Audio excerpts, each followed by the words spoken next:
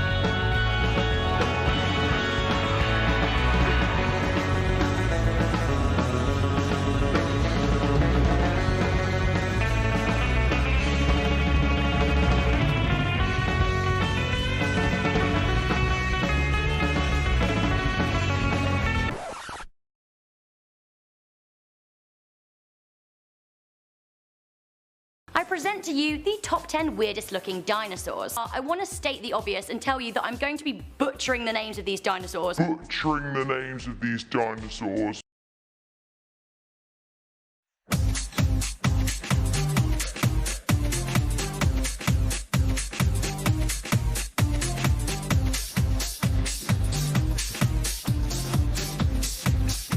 at number 8, we have the Tradoon.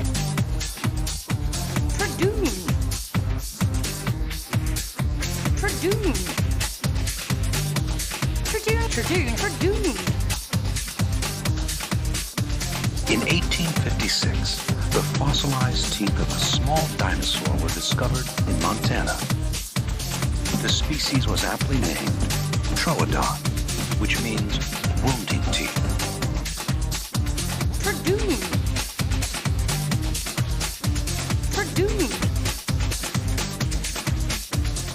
When evolution passed out the stealth gene, Troodons lucked out. Tradoon.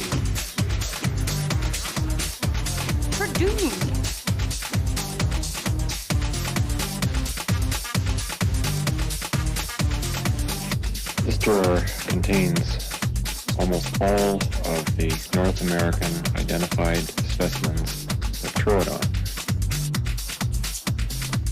Troodon was every inch the predator, with razor-sharp serrated teeth and large, hook-like claws. Troodon probably fed on our ancestors, the early mammals.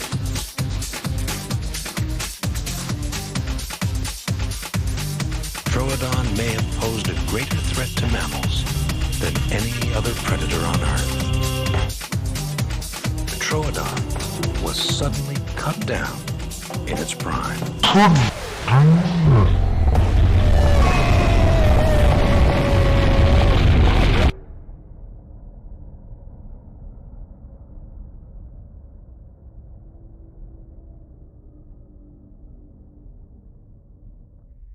Tradoon. Well, hello everybody, and welcome back to Paleontologizing. It is so good to have you here right now. Really glad you could join us, and man, it's been a weird afternoon for me so far. And the color balance on the camera's all messed up, because I'm not wearing a typical kind of shirt that I normally wear. Let me just show you what's going on in Oakland right now. Not too far from where I live.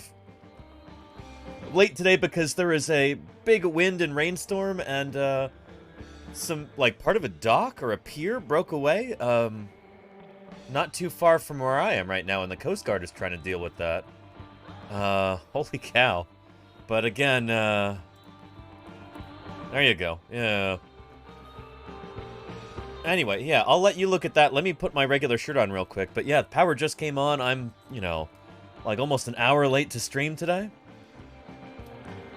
These things you just can't plan for, you know? But, anyway, give me just a second here.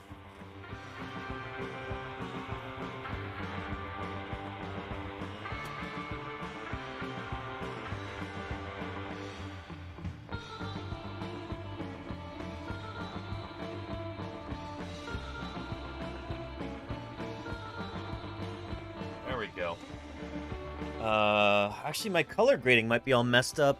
The power outage might have done that. Shoot. Anyway. Yeah, So anyway, they're dealing with that there. They're trying to prevent collisions between all these boats and everything. But holy cow, welcome to Paleontologizing, everybody. My name is Danny Anduza.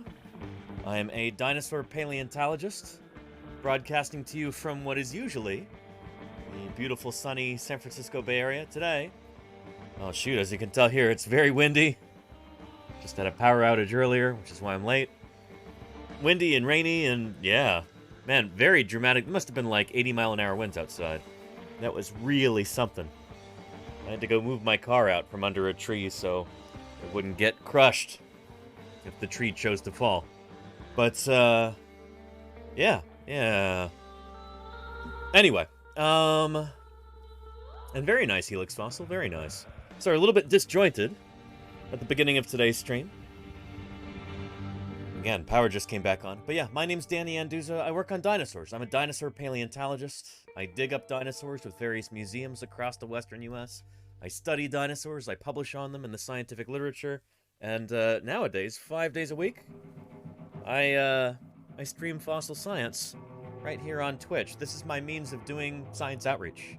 Talking to folks about fossils, answering people's questions, and wrestling with the camera. How did this get so messed up? Hang on a minute here.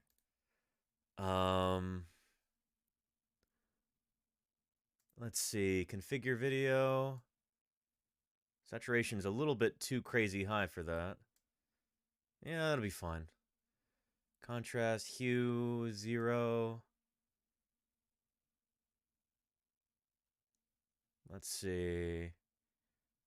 Just a titch over there. That'll good. That's good. Okay. Excellent. Anyway, welcome to Paleontologizing, everybody. It's great to have you here. Well, yeah. How are you all? Let me know if you've got any questions about dinosaurs. That's my particular area of expertise. Or if you've got questions about broader topics in natural history, extinction, evolution, how we discover fossils, how we know how old the Earth is, you know, how do we date fossils, stuff like that. If you've got questions about any of those things, don't be shy. You know, as a means of science outreach here on Twitch, that's what I do, you know? We kind of have a heart-to-heart about these things, because I recognize most people never really get the opportunity to ask a scientist about his or her work, or their work. That's what I'm trying to do here, you know? We're going to be doing some dinosaur deep dives on today's stream. In fact, let me go in and, let's drop our price for dinosaur deep dives for the day. Here we go.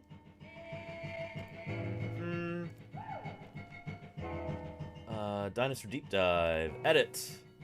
Let's take that from 30,000 down to 15,000. Dinosaur deep dives are half price today. And we're going to be doing a few of them. So yeah. Oh, and very cool, Smorphosaurus. That's awesome. And Delta 9, how are you doing? You make me blush. Welcome back. It's good to see you. Yeah. Let me scroll up to the top and say hello to everybody real quick. We've got Claire Burr and Jody Fish, Science Streams, and Golganek. We're all here before I even had the power outage. Shoot. Welcome, everybody. Great to have you here. Kodali, Lenina, Pocket Theremin, Brow, Blinkster. How's everybody doing? It's great to see you. We got That Texas Cryptid. We got Coffee Rocks. We got Portugasque. We got Creatrix Brit. How are all of you doing? It is great to have you here. Thank you so much for joining us. Oscar Juniors is here as well. I could see that, Oscar Juniors. How are you? And Tommy Ploticus has requested a deep dive for Camarasaurus. Very nice. Camarasaurus, whom we have right over here. Yeah, excellent. Yeah. And MS Coggins. How are you doing, MS Coggins? Welcome, welcome. Travel the World. How are you doing, Travel? It's great to see you. Travel, if I had to miss my whole stream today, I would have been reading the book that you sent me. If the power had continued to stay out. Thankfully, it hasn't. Thankfully, I can be here with all of you. Anyway, Layer T, what's shaking with you? Good to see ya. Helix Fossil. Howdy, howdy. And All Gun Sever. How are you doing? All Gun Sever. Welcome, welcome. Meteor says, Blimey, how you doing, Meteor? Good to see ya. Yeah, shoot, let's check on that webcam and see. Oh, wow. Wow, look at that. Shoot. Yeah. I guess they're trying to tow that over to the side there. Again, for those of you just tuning in, I'm having a big storm here in the San Francisco Bay Area right now. That's why I'm streaming to you later than I normally do. Almost an hour late, because the power was out for a while. But now it's back on. Cross your fingers that it stays on. But yeah, all that wind caused this dock to break away over at the Oakland Marina. Or Alameda Marina? One of the two. They're right against each other. So yeah, Coast Guard's dealing with that. Holy cow. Yeah. So yeah. Bet Mether says, hello from Sorrento, Italy. Been taking some Thursday Birds Day pics here in historic locations. Still blurry, though? Hey, my Thursday Birds Day bird this week is also going to be blurry. But you'll see that on Thursday, Bet Mether. Hope you're enjoying your trip. That's really awesome. Very cool. Yeah. Smorphosaurus, how are you doing? Welcome, welcome. Pepier Cuts, good to see you. I'm glad you could make it. Yeah. Looks like they've about got this under control. Good for them. Yeah. Coast Guard, they do important work. Anyway, what important work are we doing today? Well, we're talking about dinosaurs, of course. And, shoot, once again, my cameras are... Gotta hang on a minute. When the power went out, it really screwed up these settings.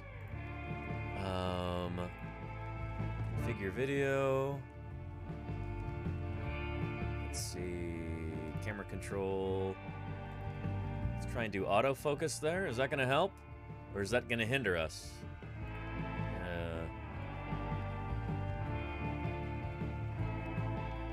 That's about good, right?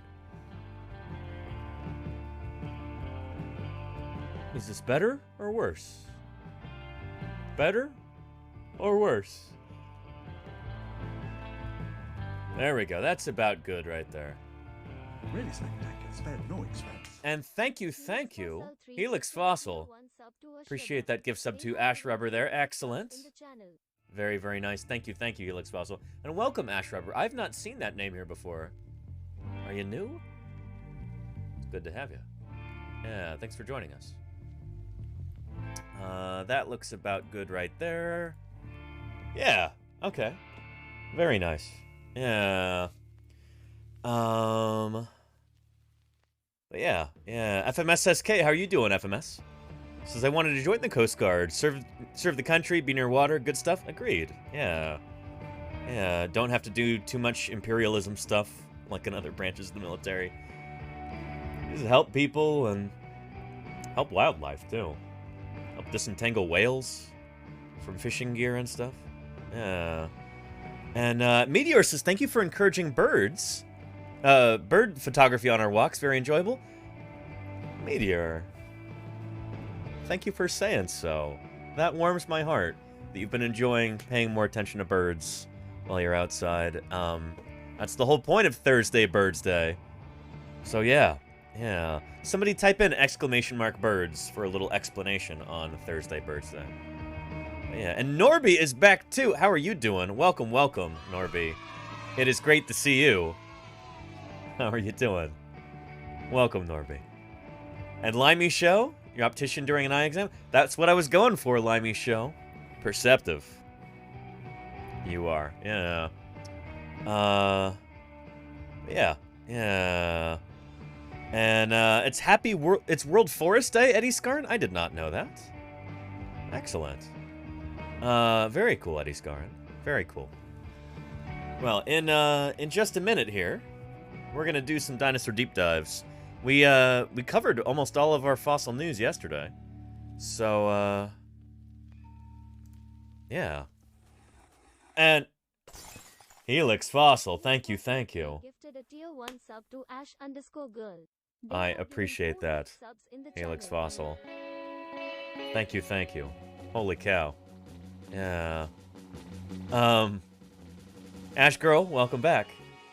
Glad you got that sub. That's excellent. Definitely excited to check out Thursday Birds Day. Yeah, Norby, it's gonna be fun. Oh man, I had a first time bird today. I think it's the first time I've ever photographed this bird. Maybe the first time I've ever seen it in the wild. So I was excited about that. You'll see it in a little bit. Here, you take a look at this. I'm gonna look out the window and see if the winds are still super crazy. But and then I'll answer your question, Major Warp. That's a good one. Be right back.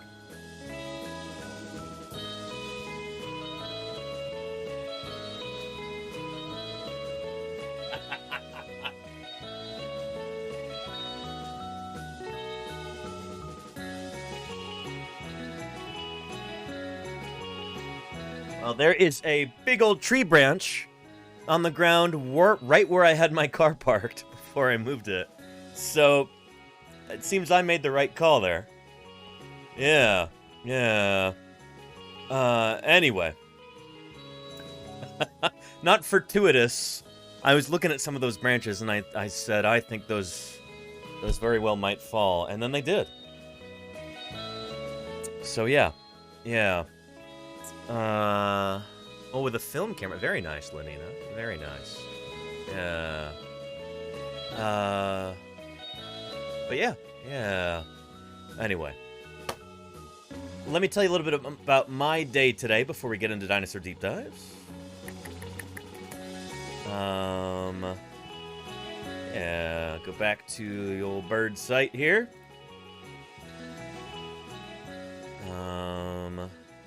Yep.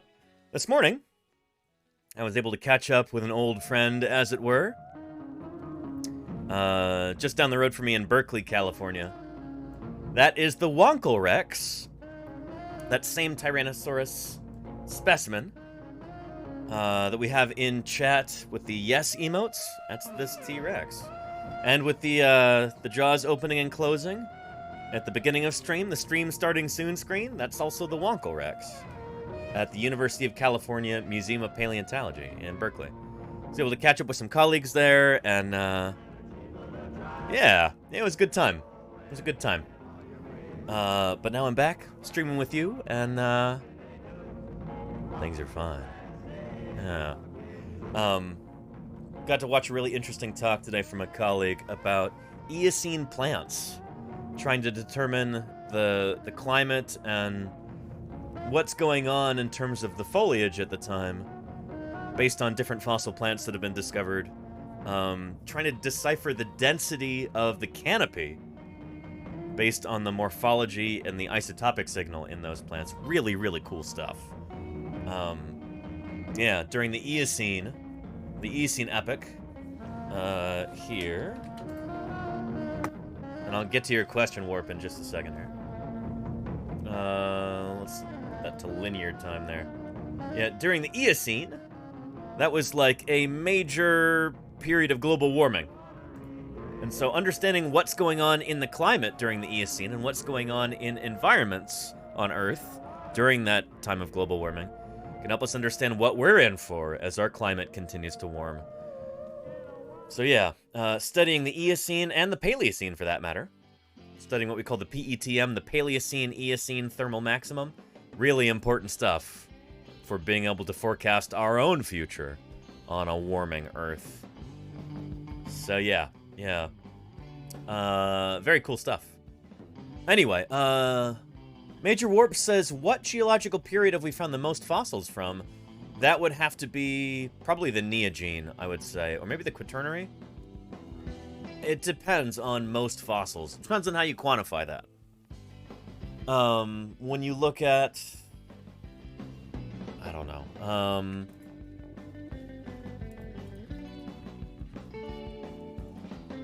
Yeah... There we go.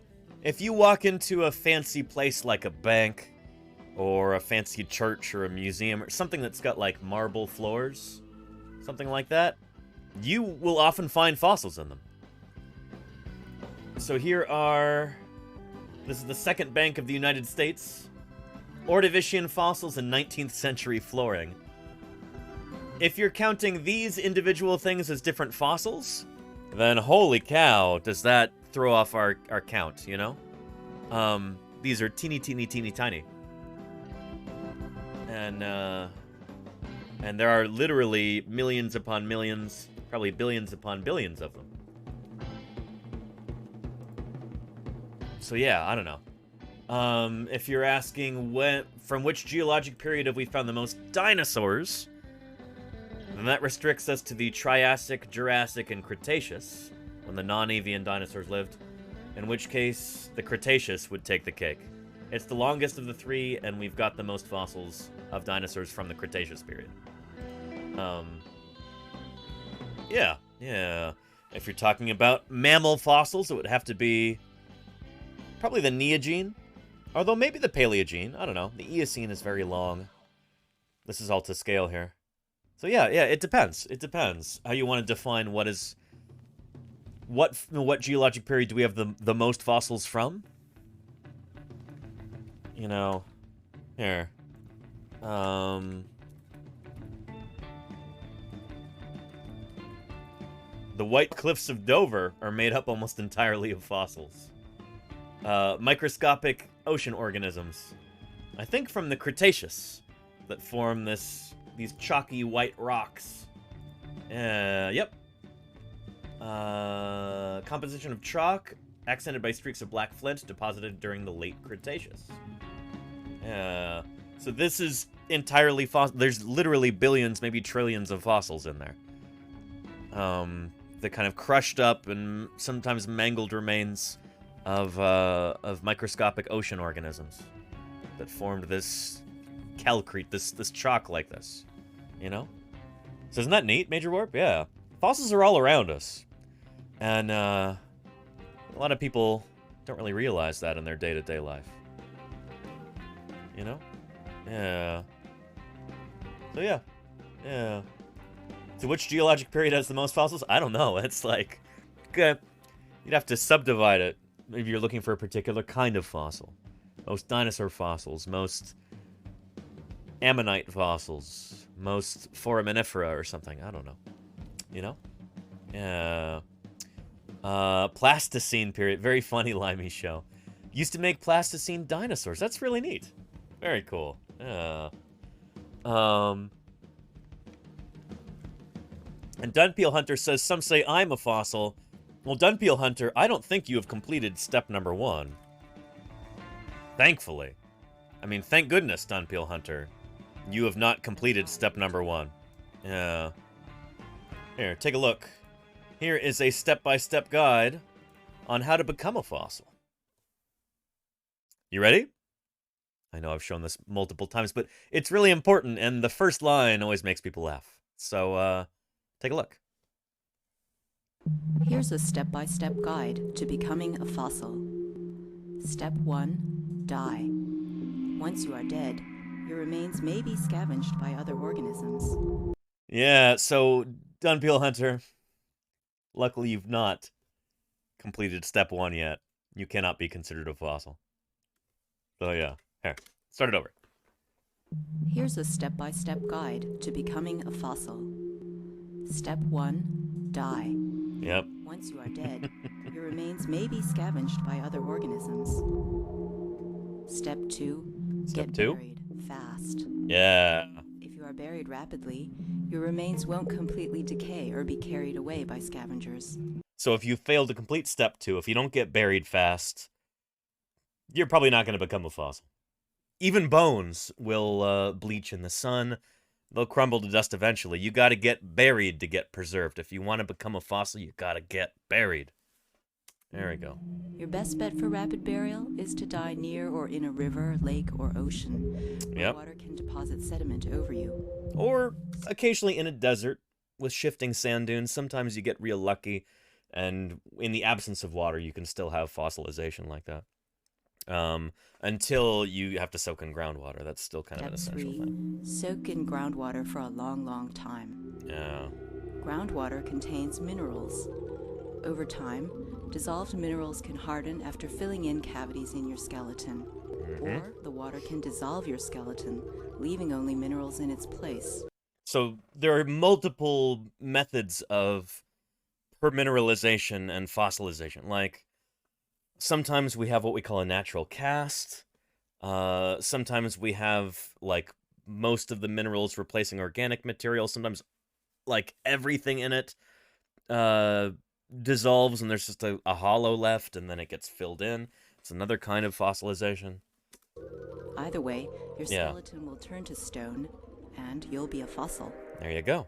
Yeah. And Brow, good night to you too. Thanks for being here. Wait to be exposed. As the years go by, if you're lucky, sea levels can fall or rock can erode and expose you. Yep. Then, if your luck holds out, you might get spotted by a fossil hunter. There you go. Wind up in a museum collection where scientists can study you to learn about evolution. Yep.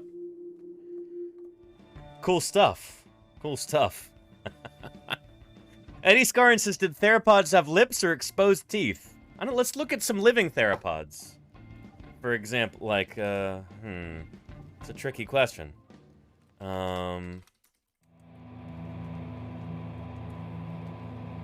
Yeah. So here's a living theropod. I don't see any lips, but I also don't see any exposed teeth. Here's another theropod. No lips. No exposed teeth. No lips. No exposed teeth. Interesting. I don't know if these guys are much help. That's how dinosaurs are. Unpredictable. They can be unpredictable, certainly. Dark Tarkanis, 25 months. Thank you, thank you. Really appreciate your support, Dark Tarkanis. Yeah. Anyway, when we're trying to reconstruct extinct theropod dinosaurs, I don't know. Did they have exposed teeth or did they have lips? Did they have lips and exposed teeth? I don't know. That's one of those things that there's evidence on either side of that. Chances are there's probably a diversity of different things going on with different theropod dinosaurs, you know? So yeah. So Eddie Scarn, that's a good question. If you ask somebody like Thomas Carr, he would say they would probably have exposed teeth. Yeah, in his paper on Daspletosaurus horneri, he thinks that rather than lips on this Tyrannosaur, it would have had a, basically like a crocodile-like facial sensory system, facial nerve system. Kind of like this. Yeah. Which would have left the teeth exposed. But I don't know. Yeah. You could use those same pits along the fringe of the maxilla to say, oh yeah, well maybe those are blood vessel grooves that support lips. We don't really know. I don't know. I think there's so much more interesting questions.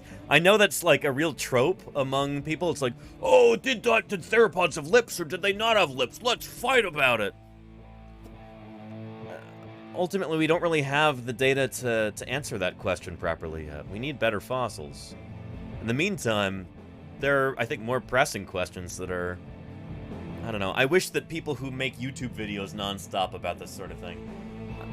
Sometimes I wish they'd just, like, read the literature and, like, use some imagination rather than arguing about whether or not these critters had lips. You know? But it's theropods and their teeth, and it's like, oh, rah theropods. Anyway, I get why people are so insistent on theropods having exposed teeth or having lips, and it's, I don't know. I don't really care that much. It's like, it's an interesting question, but we can't answer it yet, you know? Yeah. Yeah. But anyway, and Dunpeel says, what's that hole near his jaw? His ear? Yeah. Yeah, that's the ear right there. Here, I can show this to you in color. I don't know why this is in black and white right here. Nature Scientific Reports, I guess, doesn't allow color figures? That's kind of crazy. But, yeah, there's a beautiful color figure right here. Yep. Really lovely.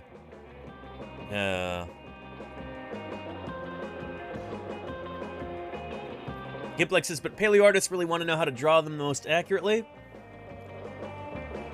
I guess, but the thing is, it's like...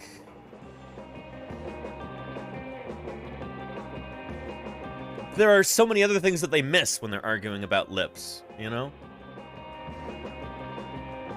Failing to recognize individual variation, ontogenetic variation, stratigraphic variation. Those are so much more interesting topics. Like, when this paper came out, the most interesting thing about this is the anagenesis, you know?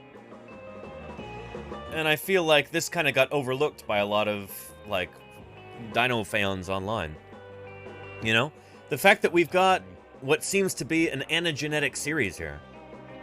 Like, we can basically trace the evolution of a dinosaur over time. That's incredibly interesting. We've now got multiple species of Daspletosaurus, and it's not like there's splitting events that we can see. It's the evolution of a lineage over time. One lineage just kind of slowly evolving without splitting, it seems. At least that's what the evidence seems to suggest, and it... yeah, I could talk all day about anagenesis and how it should, I think in a lot of cases, be kind of the default assumption rather than cladogenesis being the default assumption, as it long has been for dinosaur paleontologists, but... anyway, yeah. But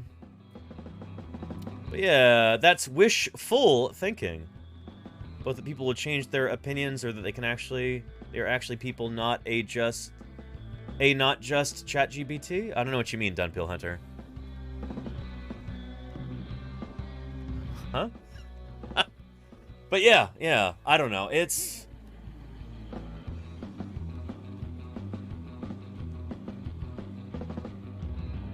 I don't know. Yeah. Yeah. Like Helix Fossil says, the rule of cool, I think that really does influence a lot of paleo art, and I don't know. That's why I think Paleo Stream. Can we get a shout out for Paleo Stream's channel? Paleo Stream Joshua Knyope is a German paleo artist. He actually streams here on Twitch, and he does some really, really cool stuff, and he doesn't just focus on dinosaurs either. Yeah. He does a whole bunch of different paleo art, which I think is really interesting, and I'd love to hear what he would have to say about people's obsession with theropod lips. Did theropods have lips or not? Like, I don't know. It's something that people yell about a lot online, and I'm a little bit tired of hearing about it, you know? Anyway, check out Paleo Stream. I'm actually going to be on Paleo Stream's channel on this Saturday, presenting on some of my Spinosaur work. So that is going to be a ton of fun, and I hope you can join me for that. That's actually why I'm taking tomorrow off, in part, is because I've got to work on my presentation for that and work on my manuscript. So, tomorrow, Wednesday, no stream tomorrow. Yeah. Taking the day off to work on my Spinosaur manuscript for publication. And then part of the day I'll spend getting that presentation together as well. Not going to show all my cards for this yet. But I'll give you a taste of what my Spinosaur research has been about. And it's going to be a fun talk. It'll be really neat. Yeah. So yeah. Yeah. Eddie Scarn says he has Rick Raptor as a host. I don't know who that is, Eddie Scarn. Huh. Interesting. That'd be cool, I guess. Crystal alpaca? Look at all those chickens. Dinosaurs. Holy moly, crystal alpaca. Jurassic Coast last week and got Very to see nice. this fossil collection. Oh, that is super cool, crystal alpaca. That is super cool. I hope you had a ton of fun. I have never been to the Jurassic Coast. I've actually never been to the UK. But I hope you enjoyed that. That's really, really neat. Yeah. But yeah. And what time will the stream be? It's not determined yet, Smurf. I gotta figure that out, but I'll let you know. Yeah. And Amelia Bedelia, I've never written any dinosaur books for sale, no. Not yet, at least. Someday. I've got some ideas I've been, putting together for some books. But that's not gonna happen anytime in the foreseeable future. Real Rolo, good evening to you too. Welcome. And by the way, thank you. Ariel G. Givaldis, thank you for the follow. Welcome to Paleontologizing. It's good to have you here. Let me know if you got any questions. Who else do we have here in chat? Let's see.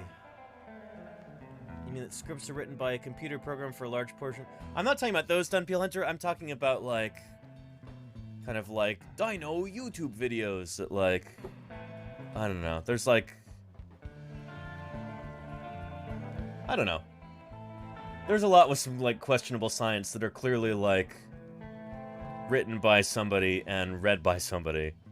You know, they're not computer-generated. Although, a growing number of those are computer-generated, one of which we'll probably maybe watch today. But anyway. Yeah. Gimplix says, I hope your book idea features a rambunctious juvenile Triceratops and his friends. It doesn't yet. It wasn't going to be a storybook quite yet, but, yeah, we'll see. Anyway, let's do some dinosaur deep dives.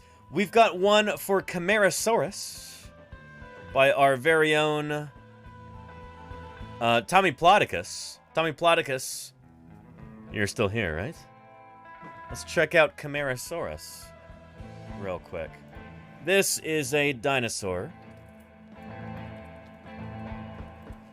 which I'm kind of surprised it doesn't get more attention than it does. Camarasaurus. Good, Tommy Plodicus is still here. Camarasaurus is the most common sauropod dinosaur in the Morrison Formation. Late Jurassic of North America.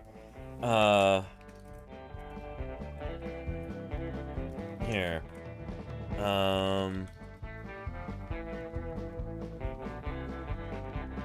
When I was out digging up a dinosaur, or part of a dinosaur, in October, this past October, it probably was Camarasaurus. Man, this is taking forever. Instagram, why are you taking so long to load? This is nuts. Wow, it's just... Are they having server issues or something? There we go. Okay. Yeah. Here's me with a... looks like a coracoid and part of a scapula. Of a sauropod dinosaur. Out in the Morrison Formation, eastern Utah. I was out there with LJ Krumanacker for a couple days. And, yeah. It was a lot of fun. Camarasaurus, I say it's probably Camarasaurus, and that's just based on the odds, you know? Camarasaurus is the most common sauropod in the Morrison Formation. And it's interesting in a lot of ways. The name Camarasaurus means chambered lizard, and that's on account of that skull. That skull that you see. Right here.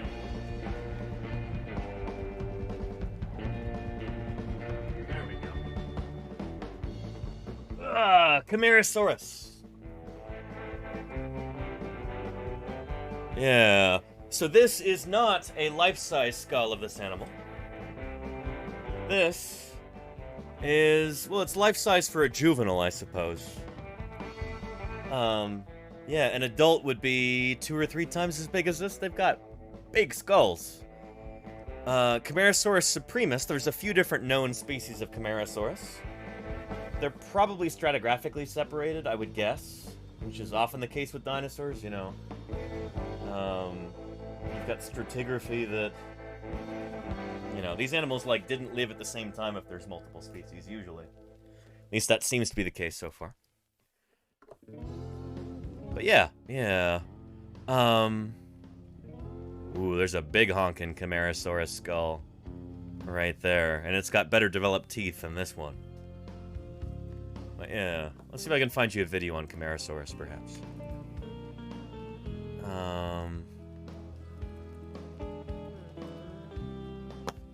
Camarasaurus. There we go. Good song. And Dredu, how are you doing? Welcome, welcome. I say, hi, I'm a Pterosaurus. Is that French? Pterosaurus? Well, welcome. Or should I say bonjour, Dredu. Pterosaurus. My name's Danny. I'm a dinosaur paleontologist. We're talking about dinosaurs here.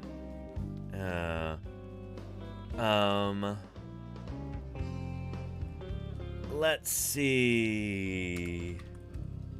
I think Prehistoric Kingdom has got a pretty decent Camarasaurus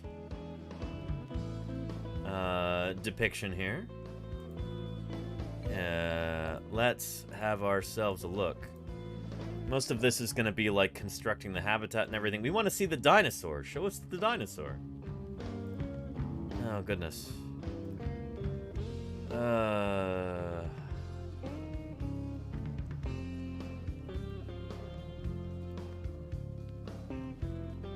Anyway, there we go. This is actually a really decent representation of Camarasaurus. I like it a lot. So Camarasaurus is what we call a macronarian sauropod. They've got their nostrils way up high on their snout. This is the nostril right here. Right here, what we call the nares. And you can see why this is called chambered lizard. It's just got these big hollow spaces, these giant fenestrae, these big windows in its skull to make it more lightweight. Camarasaurus actually has a pretty chunky skull for a sauropod, like pretty robust, but you've still got this beautiful, like, airy architecture in here. All of this for weight saving, because these animals seem to have actually held their necks at a pretty high angle.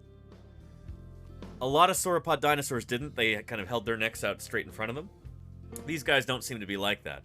They're actually holding their necks high up in the air at a fairly high angle, kind of as you see here. And, oh goodness. Show us the Camarasaurs. Yeah, this is one of those reasons why I never played much Prehistoric Planet. It's like, it's so much management and very little, like, dinosaurs, you know? Well, there's a lot of dinosaurs too, but it's like, there's a high learning curve for, building these beautiful habitats and everything. Anyway, yeah.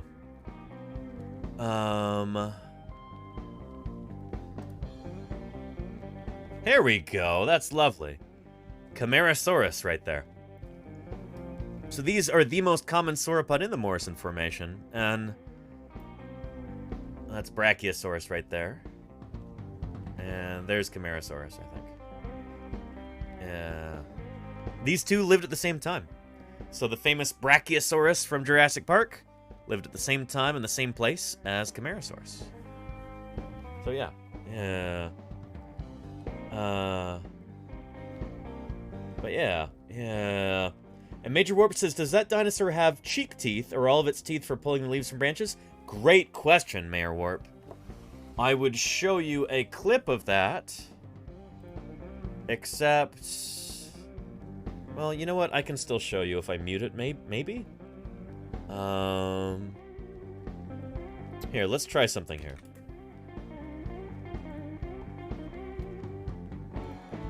Good song.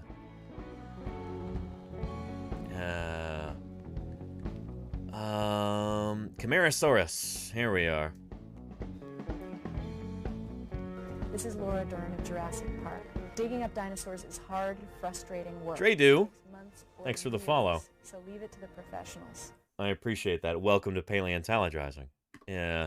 Here, let's go like this, and then let's take this, and let's see, transform. Let's flip horizontal, because YouTube freaks out anytime I show a clip from this, even if it's muted. But let's see if this will work. Here. Yeah. Camarasaurus.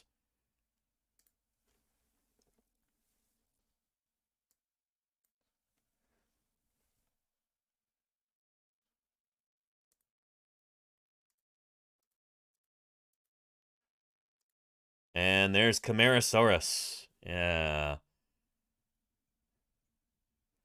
Very cool.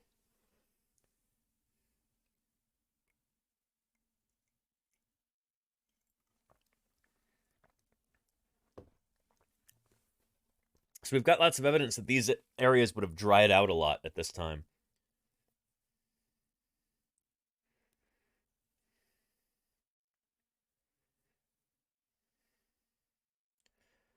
Yeah, so in the Morrison Formation like this, we've got lots of evidence that this area, they had a lot of big seasonal droughts, basically. We find big, like, caliche nodules and stuff like that, lots of evaporites, lots of geological evidence that, you know, you've got seasonal drying out here. And that light is way too bright. I'm going to turn that down a little bit. Because this... Shoot. I guess during the power outage, it's got messed up.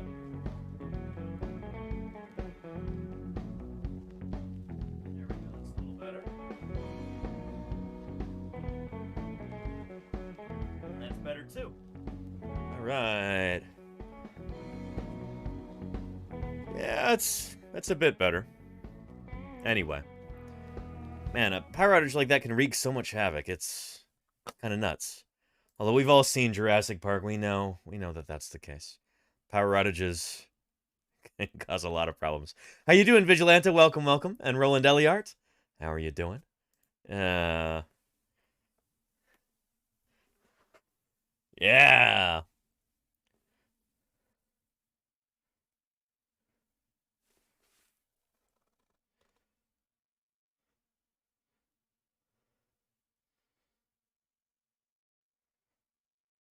Yep. So, you were asking about the teeth on these guys, weren't you, Major Warp? Yeah.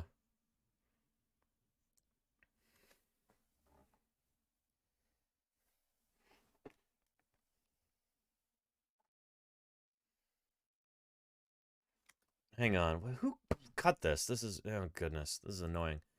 Hang on a minute. Dinosaurs roamed America. Let's just find the actual clip here. I want to find the part where they do like, ooh, X-ray mode. Here we go. Yeah. Very nice. Take a look. So their teeth, yeah. Yep. So these animals didn't chew. They didn't have any teeth in the back. Well, I take that back. They don't have teeth in the back. It's not that they don't have teeth in the back, but their teeth aren't adapted for chewing at all. They didn't evolve for chewing. These dinosaurs didn't chew. Those teeth are just for cropping, for biting off mouthfuls of food, and then they swallow it whole. Take a look.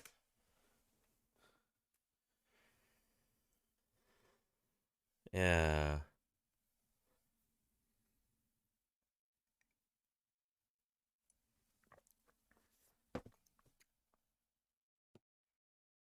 There you go. Yeah.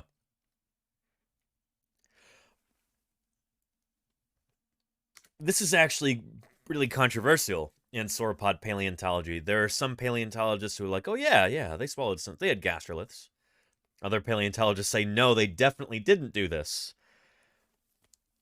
I don't have a horse in that fight, you know?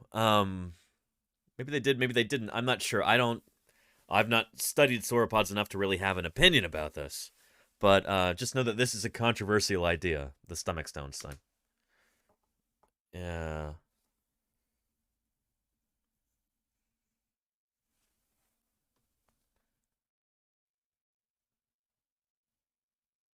Yep. It's got a big stomach. Hmm.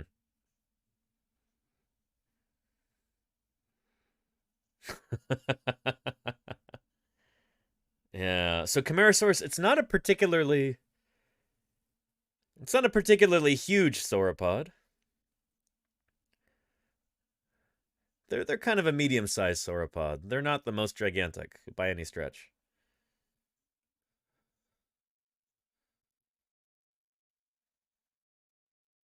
Yeah. Pretty cool. And holy moly, the wind outside is nuts. Here, let's take a look at the webcam again. Yeah. I'm gonna look out my window real quick.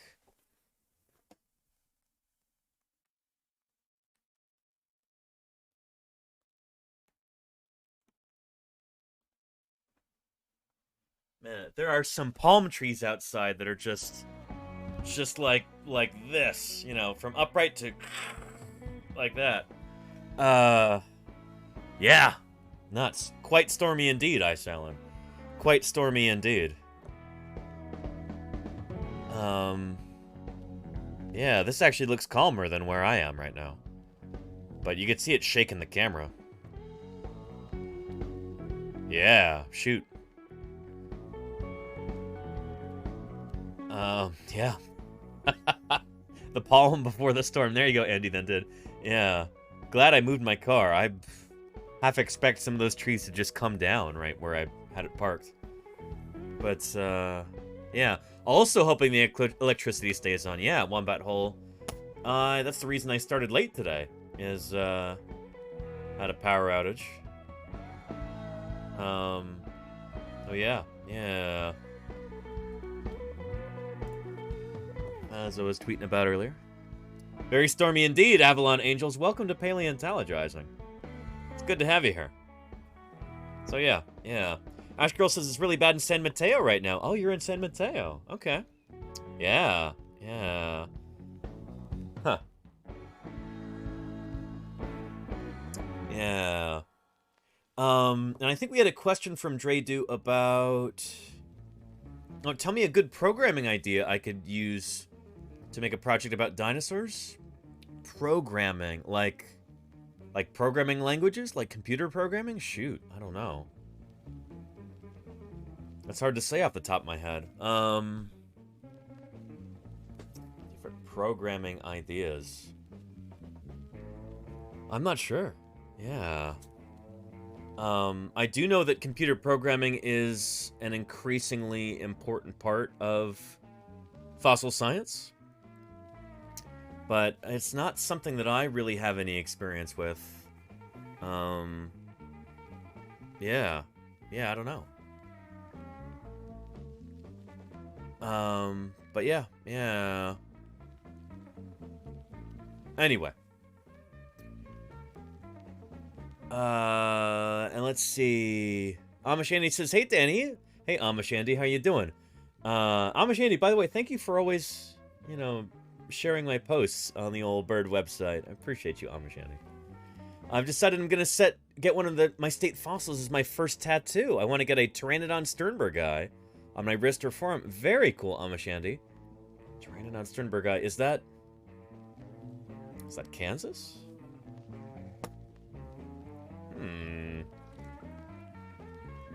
Let's look up our list of state fossils. Kansas. Pteranodon. Very nice. I happened to see a Pteranodon skeletal mount just today. Amashandy, yeah. There we go. There's a Pteranodon hiding right there, next to our Tyrannosaurus. at the Museum of Paleontology in Berkeley, where I was this morning. Yeah, very cool. It's an excellent critter. It really is. Yeah. And, oh, in Tommy Platycus, it is a Camarasaurus in the new Jealous Girlfriend template. Yes, indeed. Here, take a look. Yeah. That's Camarasaurus right there. Look how jealous she is. Yeah. Whoop. Ceratosaurus. This is... Oh, so here's Ceratosaurus right here. That's the skull of Ceratosaurus. Yeah.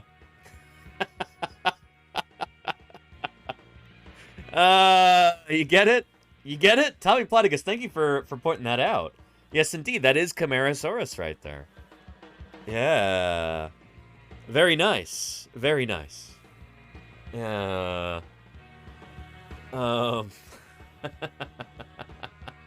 I think... Let's see. Did Lenina... Somebody... Here.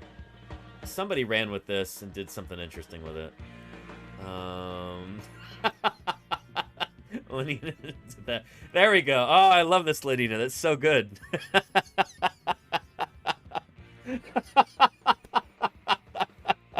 Oh, it's brilliant. It's brilliant. Yeah.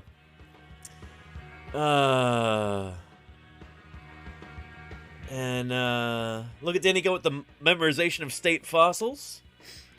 Does Washington State have one? I don't think they do, Gimpleg.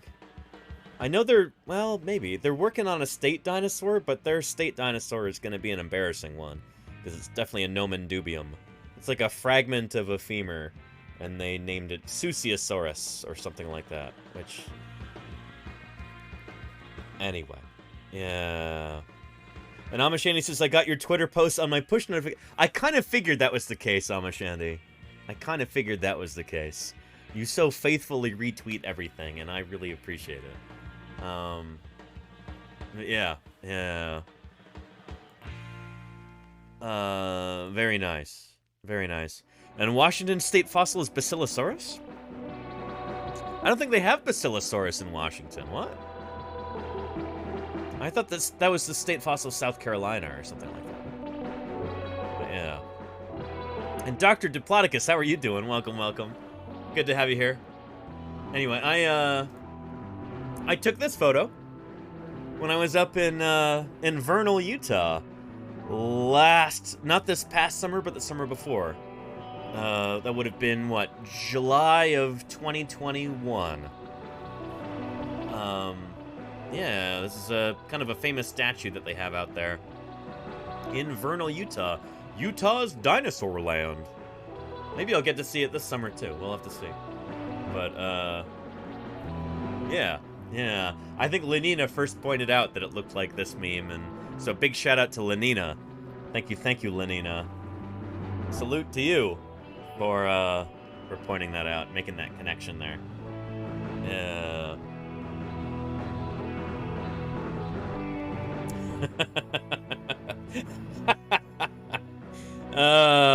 Good stuff. Good stuff. Oh, and Columbian mammoth. That makes sense, Helix fossil. Yeah. Columbian mammoth would make a lot of sense for Washington. Yeah. And Lenina says, I about died when you posted that pic originally. I saw it immediately. Thank you for making that known, Lenina. This will take off eventually, you know? So yeah. Anyway.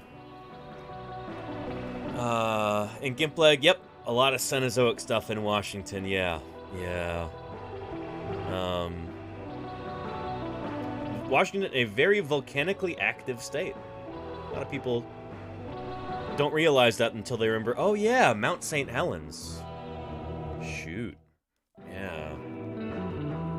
So yeah.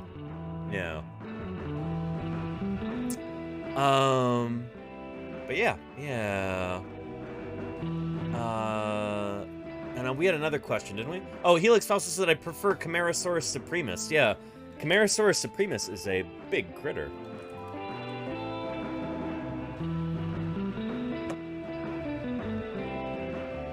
You know, it's not the biggest of the sauropods, but it's big for Camarasaurus. And if it lived today, it would be by far the largest land animal. This is an animal that's bigger than most whales. And it's like, yeah, it's a big Camarasaurus. It's definitely not the biggest of the sauropods. But yeah, it's pretty cool. Pretty cool. Yeah. But yeah, Gimpleg, yeah. No Mesozoic dinosaurs, you're right, Gimpleg. But yeah. Yeah. Cool stuff. Well, we had a couple of other dinosaurs that we were going to explore. Let's talk about one that would have lived alongside Camarasaurus.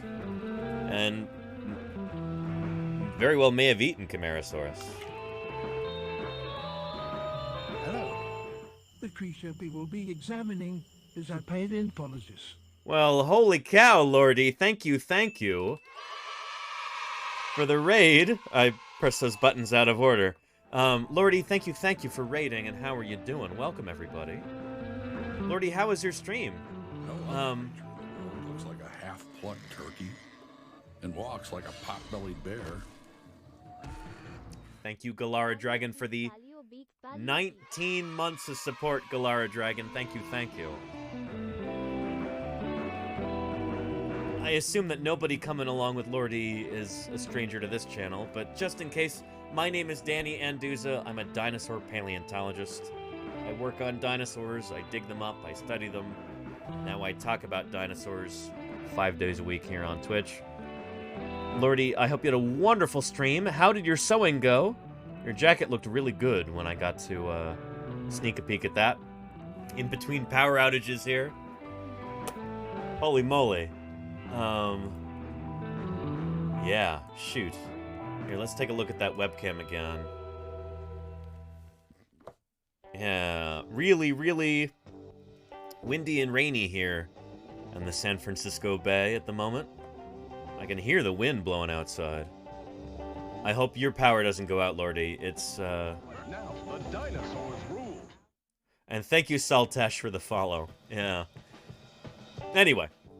And Galara Dragon, thank you for keeping me online for the past 19 months. That's a big deal, Galara Dragon. Yeah, we're about to start talking about Torvosaurus. And there are some exciting new things happening with Torvosaurus, which I can't quite tell you about yet. But a friend and colleague of mine is working on Torvosaurus right now, redescribing some fossil material from it, and so this very cool dinosaur, Torvosaurus, is about to get something of a revamp, it would seem.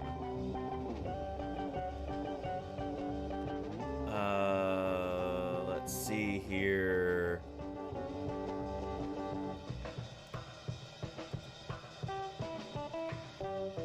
Cincinnati Museum Center's new dinosaur. What's this about? So imagine a Tyrannosaurus or a Spinosaurus with a long snout. This is a giant meat-eating dinosaur. I mean, Spinosaurus does have a long snout. It's much longer than this. What's he saying? With robust arms, 3 large claws, yeah. face. Hey, the Acrocanthosaurus, welcome. Probably a solitary hunter of the late. We're talking about another big theropod right here. Torvosaurus is the apex predator of the late Jurassic. It is an extremely rare dinosaur. This skeleton is the only associated skeleton known. That is, the dinosaur was previously known only from isolated bones or sets of bones. But this skeleton is the most complete of these ever found. The majority of the skeleton was there. It was not completely articulated, but it was very close where you could see how it actually fit together. We have over 55% of the skeleton. It also includes bones that have never been found from Torvosaurus before. This very skeleton cool. has the ability now to... Shoot, this is probably the one that Ethan's working on. Yeah. Friend and colleague, Ethan Cowgill, whom you can actually find on YouTube. Yeah. Let's see.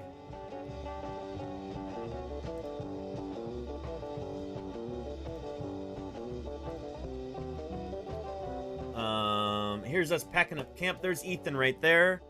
There's Don DeBlue. There's Bilal Salem. And we're packing up camp in Utah at the end of the summer. There's my little camp there. I got a much bigger tent for this year. Very excited about that. And, yeah. There's me, Bilal, and Ethan. It's kind of hard to see Ethan here. But Ethan is working on Torvosaurus. I will not show you his new skull reconstruction of Torvosaurus, because that... he's going to be presenting on it this summer at a conference that I'm going to as well, and I'll also be presenting at. But just know that there's going to be some exciting Torvosaurus stuff coming up soon. And I think he's probably going to be working on this specimen, because I know some of the fossils we're going to be collecting this summer are going to this museum. So I know he's got a connection there, and this is probably the same specimen he's working on. To tell us a lot about the anatomy of the dinosaur and to understand the evolution of this unique group of theropod dinosaurs. Very, very cool. And Gustavo Moriera says, my friend, I just want to congratulate you for the differentiated work. The unique content is probably what you mean. Thank you. And great quality. Sorry for the poor English. No, you're perfect, Gustavo. Thank you very, very much. A hug from Brazil. Ay, lo siento. Hablo un poquito de español, pero no hablo portugués. I don't speak any Portuguese. I'm sorry. But thank you, Gustavo. I really appreciate you. And thank you for your kind words. I appreciate you very much. Thank you for being here. But yeah. Andreas says, I have a question. Does fossil science include chemistry? Feel like an idiot asking that? Don't feel like an idiot, Draydude. That's a wonderful question. And yes, fossil science definitely includes chemistry. That's the thing about paleontology, fossil science, is that it includes many different aspects, different parts of different sciences. Paleontology is a very cool... Here, hold that thought. Give me a second. It almost looks like the camera got redder. We're going to try and adjust that real quick. And then I'll tell you what I have to say about this. Let's see.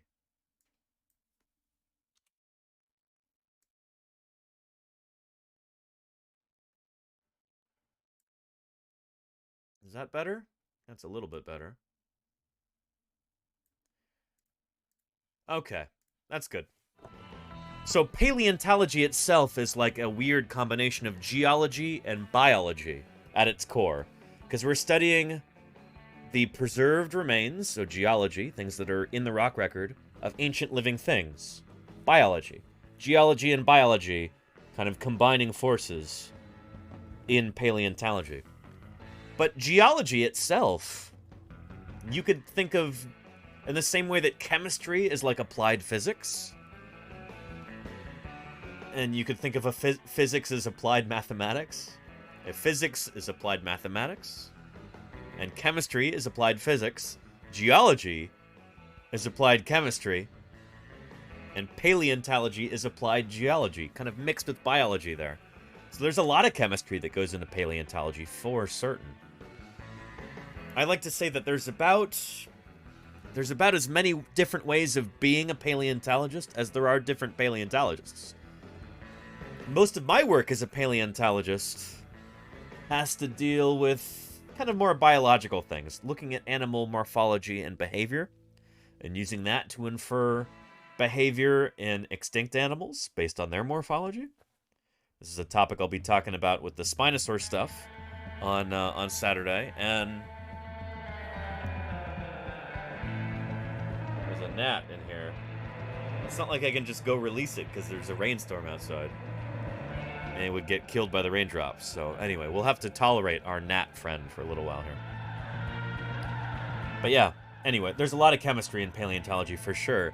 If you want to be a chemistry specialist in paleontology, there is definitely room for that. Absolutely. Yeah.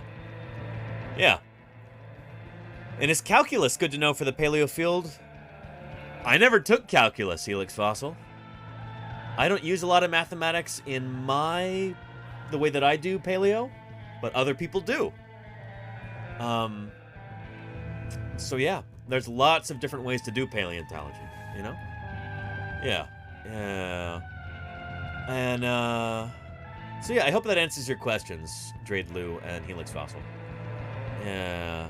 And mathematics is applied logic. There you go, Haraz. Yeah. And logic is applied language. Maybe. I don't know. All right, Smorphosaurus, you have a great stream. Thanks for being here. And, yeah. Can't wait to see that Ceratosaurus. That's going to be awesome. Very nice. Yeah. Let's keep talking about Torvosaurus. And is Torvosaurus closer to Allosaurus? Helix Fossil, great question. No. Torvosaurus is a different kind of theropod dinosaur. It's from a different family. It's a megalosaur. Torvosaurus seems to be a giant megalosaur, which is really interesting. I'm a Cincinnati native. My family has all been from Cincinnati. My father has been doing this. Hey, shout out to Ohio there. My rest of my family, my brothers. Also where Lordy and Ios are from. Came together perfectly. It was always a dream of mine and my father's and the rest of my family, my brothers. See you next time, Drade Lu. Something like this Drade evolved in Thanks for being here. Cincinnati because that's where we came from. You know, and Cincinnati is developing wonderfully into like a look at that skull. Treasure museum. This is an exciting time for Cincinnati because of the renovation of the terminal, the creation of a unique dinosaur hall, and we will fill that hall with dinosaurs that people will not be able to see anywhere else. So bringing Torvosaurus to Cincinnati is a great excitement to me. And very cool. To be exciting to paleontologists around the world who will have to come to Cincinnati to see a Torvosaurus. Very, very neat. Yeah. There are a few other places in the world where you can see Torvosaurus for sure. One of them is a museum that I did a live stream from. Yeah.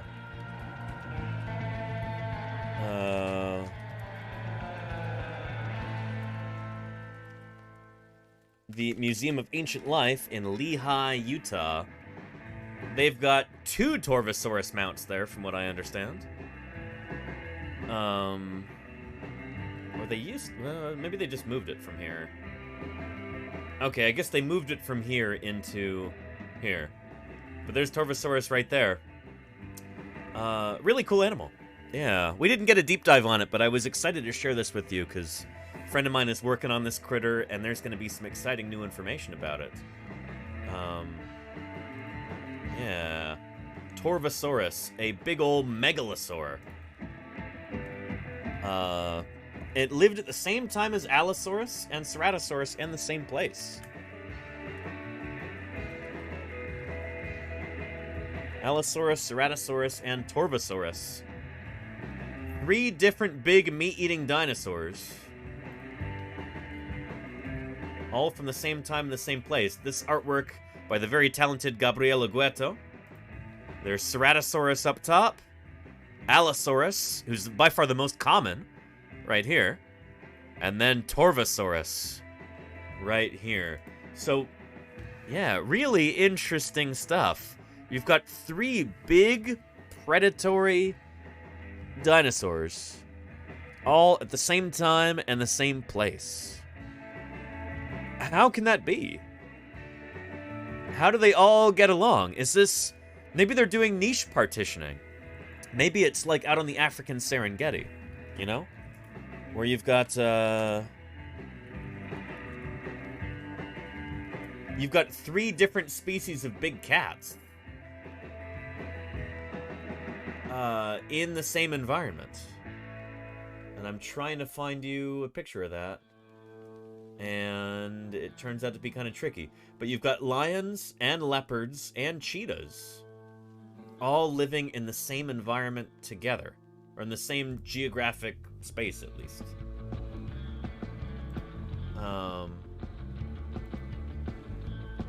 That's really funny that I can't actually find an image of those 3 together, like, side by side. They always throw in tigers or pumas or jaguars or something.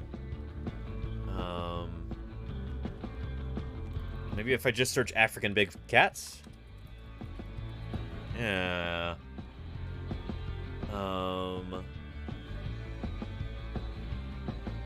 There we go. Yeah. Lions, leopards, and cheetahs all live in the same environment today, and they focus on different prey. You know, leopards, they primarily hang out in trees. they'll slink down from the trees at night and they'll catch whatever they can. They'll grab an impala or gazelle or a baboon or a whatever. They're kind of opportunist predators, and they're mostly solitary. Lions live in prides, and they take down, well, they'll eat whatever they can catch, but most of the time they're going after zebras, wildebeest, sometimes even young Cape buffalo or whatever they can get hold of. But they're more social. They're living in packs. I almost kind of think of Allosaurus as being like a lion. Allosaurus is pretty numerous. We've got some evidence that they may have been social animals. I would not be surprised if lions and Allosaurus proved to be a pretty good analogy for each other. And then you've got cheetahs. Cheetahs are active pursuit predators. They're chasing down Thompson's gazelle and other fast-moving critters. And they're not good at fighting. They're built for speed. They evolved to run very, very fast. They're the fastest land mammal on Earth. But you've got these 3 different cats that have got 3 different strategies, and that's how they can coexist. It stands to reason that these 3 predatory dinosaurs from the Morrison are probably doing, you know, they're probably also, they've got different strategies so they can all coexist in the same environment. Because these guys all lived at the same time and the same place. So yeah. Harass, this is like rock, paper, scissors, thus a self-balancing trinity. Maybe. I don't know. I don't know how balanced it is. Allosaurus is by far the most common. And we can actually take a look at that.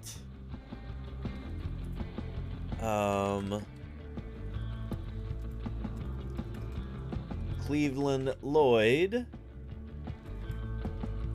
Dinosaur quarry map. There we go. Yeah. Is this what I'm looking for? I think it is. Yeah. There's an Allosaurus skullcast. They're kind of a wonky looking one. But I was just here in October with LJ. And this is really, really cool. This is a quarry map showing this quarry where, for whatever reason, there's a whole bunch of different meat-eating dinosaur bones all stuck together. All preserved in the same place. There we go. The green is Allosaurus. So the green is by far the most common. And I think yellow is sauropod and red is stegosaur or something like that. I don't know. Let's see. Where's the key? Oh, never mind. No, sorry. Green is theropod.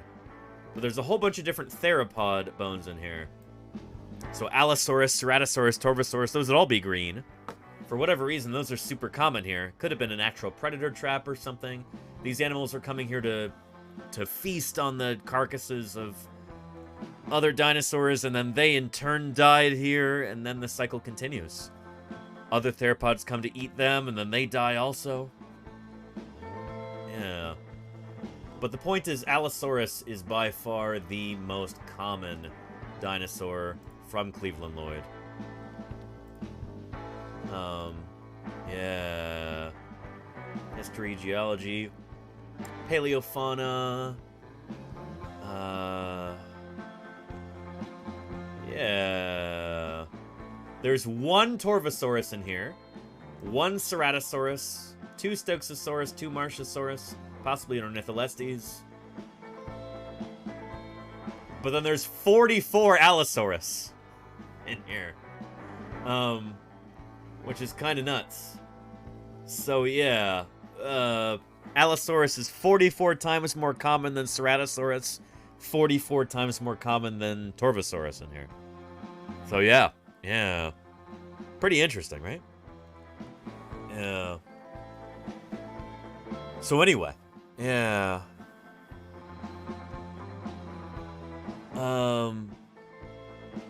Could Ceratosaurus be cannibalistic? Maybe Helix fossil.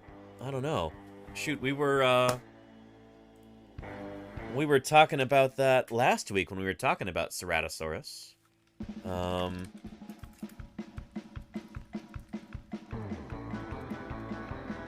Yeah.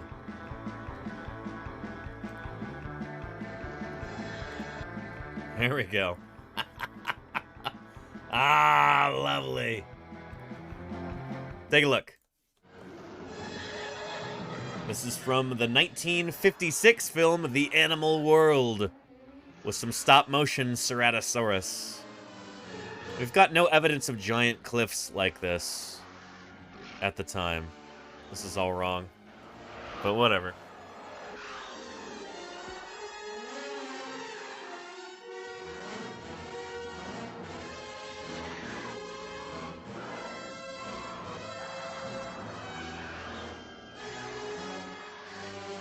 So cannibalistic? I don't know, you know? Yeah.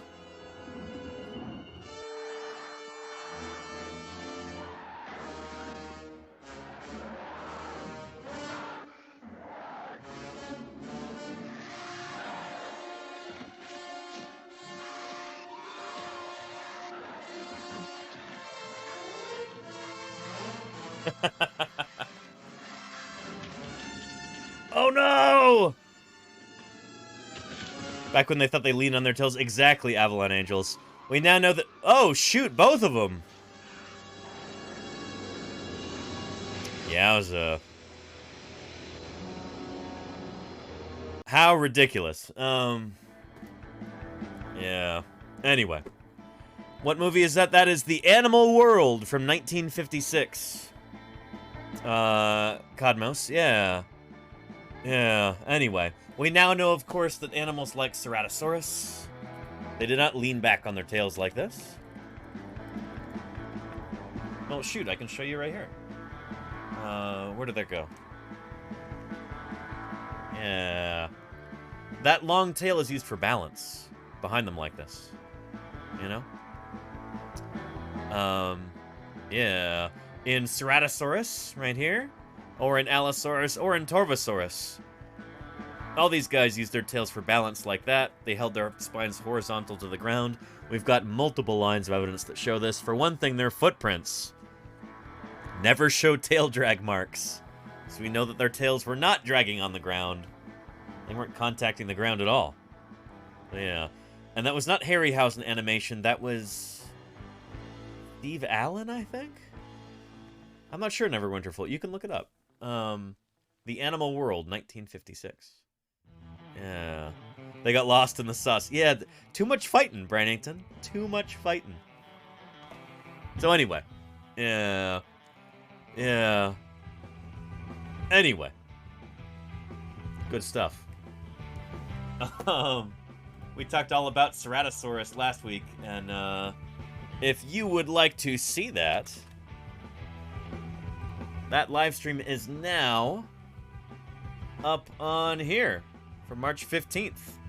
Talking all about Ceratosaurus, and I dressed up as a Ceratosaurus that day, which was a lot of fun. This is my old Halloween costume from a couple years ago. But yeah, we're talking all about this critter here, Ceratosaurus. There's a really old illustration of this animal, again, leaning on its tail. You now know they didn't do that, obviously. But yeah, yeah. If you want to check out the YouTube videos, there is a link right there. All of the VODs now go up onto YouTube. And here they are. Yeah, here's yesterday's right here. Good stuff. So yeah. Yeah. And Basil, I think Ceratosaurus is much more likely to eat you, frankly. But yeah, yeah. Anyway. So Ceratosaurus, we're going to move on from Ceratosaurus and Torvosaurus to a different kind of dinosaur called Kileskus, who this was redeemed as a dinosaur deep dive yesterday by who? Let's see, scrolling down. By M. Oculus. M. Oculus, I'm not sure if you're here right now, but we're going to cover your dinosaur deep dive presently. I want to say this is some kind of theropod, like a megalosaur or something. It's a tyrannosauroid. Holy cow. Kileskus. Yeah. Very nice. And Cosmos, you know, shoot, if you don't like ads, you can always subscribe, or you can, there's a wonderful thing called Twitch Turbo that you can get that eliminates ads across the whole platform. You could check that out. You know? Yeah, that's a solvable problem there. Yeah. Anyway. Yeah, Kileskus is a genus of tyrannosauroid dinosaur. From Russia, interesting. Yeah, from Krasnoyarsk Krai. I guess from central Russia. Holy cow, is that a big district there. Or big province. I actually don't know how they divide things up in Russia. Provinces, prefectures, states. I don't know. Yeah. And it does remind me of Proceratosaurus, which is interesting. Proceratosaurus, not actually related to Ceratosaurus. It's a tyrannosauroid. Anyway, pretty cool. That is a lovely life restoration right there. And I love the feathering on it. This is wonderful. I love this reconstruction here, because we know that a lot of early tyrannosauroids, members of this group, had feathers. We've got preserved fossil feathers on early tyrannosauroids like Dilong and Guanlong, on Eutyrannus. Yeah. So chances are this critter would have had feathers too, and it's a lovely reconstruction. I like that a lot. Yeah. So yeah. So it here in this cladogram, it forms a polytomy with Proceratosaurus and Guanlong. Interesting. Not a very big animal, especially for a tyrannosauroid. We're used to thinking of Tyrannosaurus as being gigantic. This is an early relative, an early tyrannosauroid, not super big. They didn't get really big until, well, actually, I don't know. Some of them get pretty big pretty early, like Eutyrannus. But yeah. It is unknown whether Kileskus had a nasal crest, but it can be assigned to Protoceratosauridae due to a number of other features.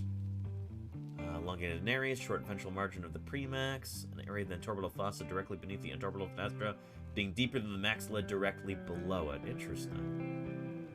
Yeah, I really don't know a whole lot about this critter, but let's take a look at the original paper here, if we can. This is from what year? 2019. Okay, let's check it out. Yeah, in the journal Historical Biology, which unfortunately is not open access, but let me see if I can get into that here. Cross your fingers. Let's see. Yeah! There we go. We got it. Beautiful. So here's the original descriptive paper for Kileskus, the Middle Jurassic of Siberia. Very nice.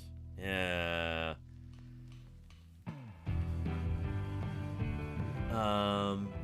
Really neat. Tyrannosauroids do seem to have evolved first in Asia, at least that... I don't know, they're certainly prevalent from Asia early on. I guess there's a chance they could have evolved in Europe, like Proceratosaurus. But yeah, most of the good early Tyrannosauroids that we have, Kileskus, Guanlong, Sinotyrannus, and Dilong, Eotyrannus, Xiong Guanlong, Alioramus. Yeah, Alioramus is not an early one, but anyway, you get the idea. Most of those critters are from Asia. They did histo on this, which is really nice. Very cool. Kileskus. Really neat. And it seems these critters may have been slower growing than large-bodied tyrannosaurids. So, yeah. This critter here, Kileskus, may have been smaller because it just, in part, it didn't grow nearly as fast as the big Tyrannosauroids. Like, for instance, T-Rex.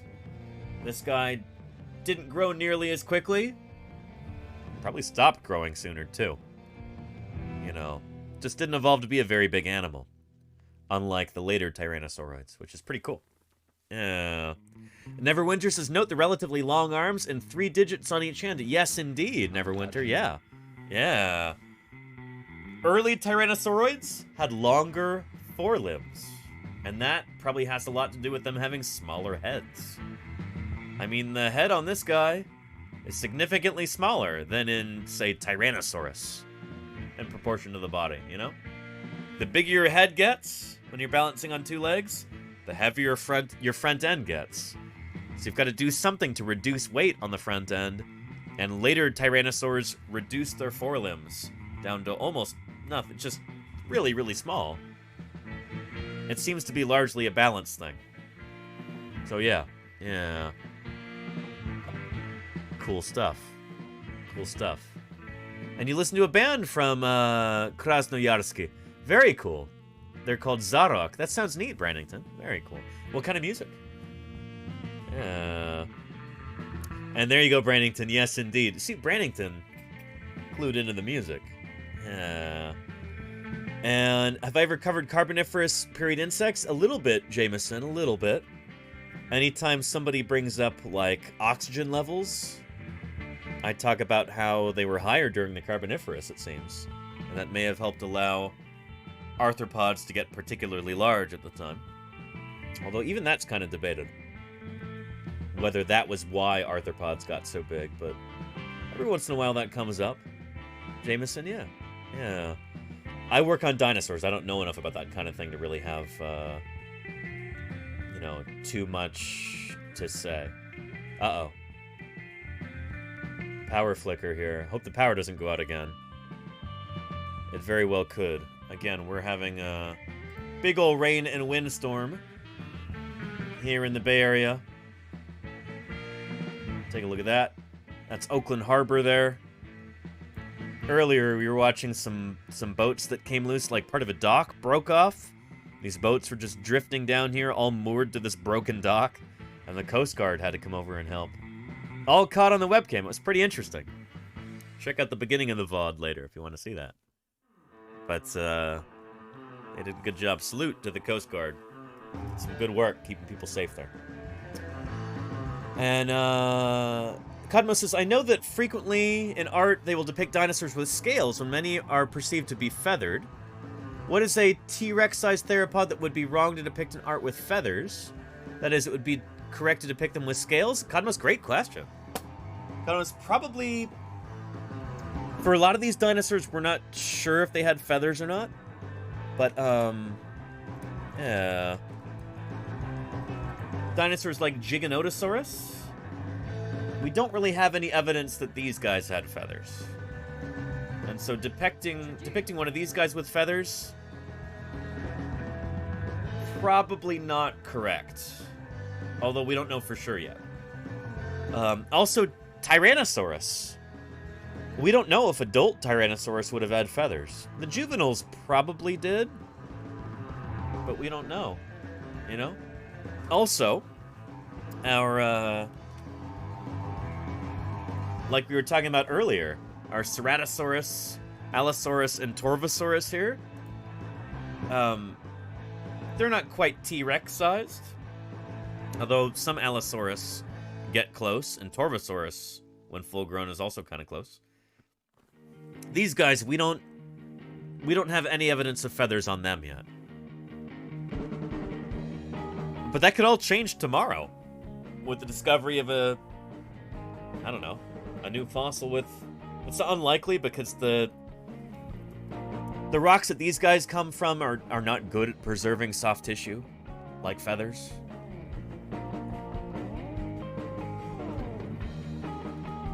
But it's not like big dinosaurs didn't have feathers for sure. It's not like... I do call myself an expert in dinosaur studies. And Nescalo, thank you for the 6 months of support. Really appreciate that. Thank you, thank you. It's not like if you're a large dinosaur, you definitely didn't have feathers. We know that's...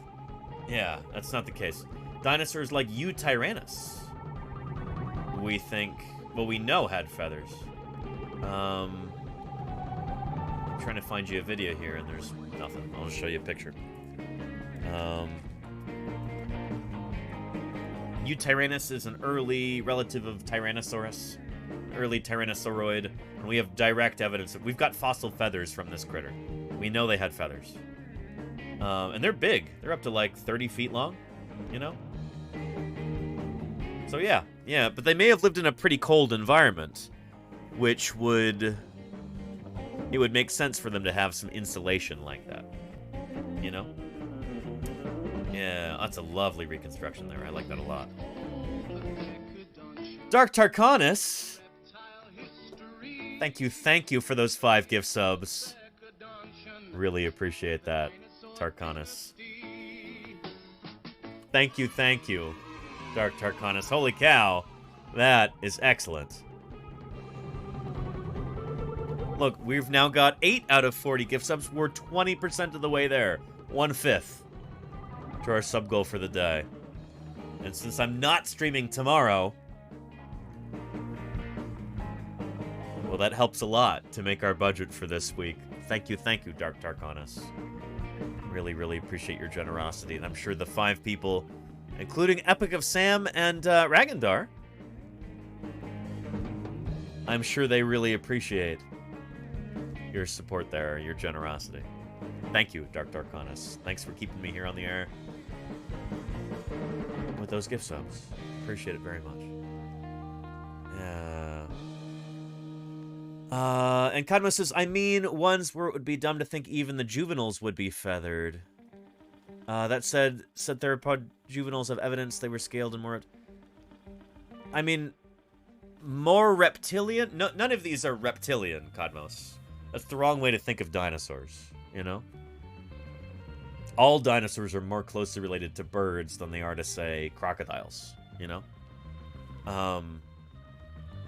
But yeah, as yet, we don't have any evidence of any dinosaurs that, like, never had feathers. Except for maybe, like, baby titanosaurs. Yeah. Yeah, I think...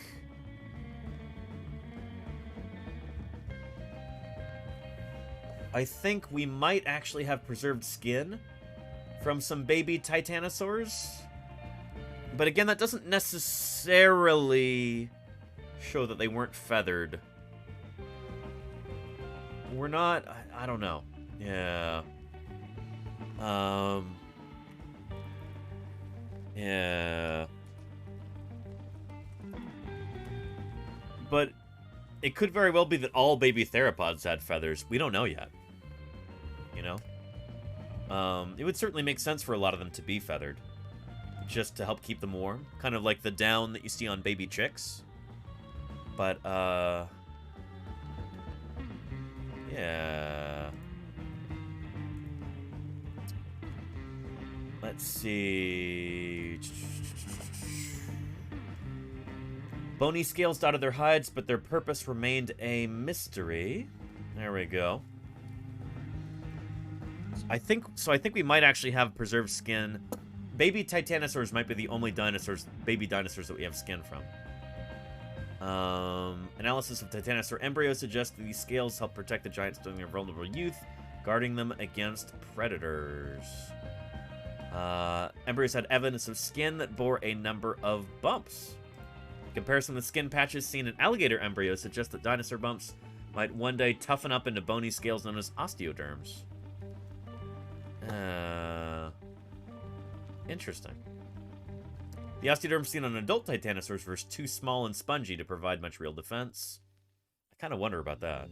If you're feeling a bit cheated, try blaming the dinosaurs. And thank you, Golganek, for those 100 bits.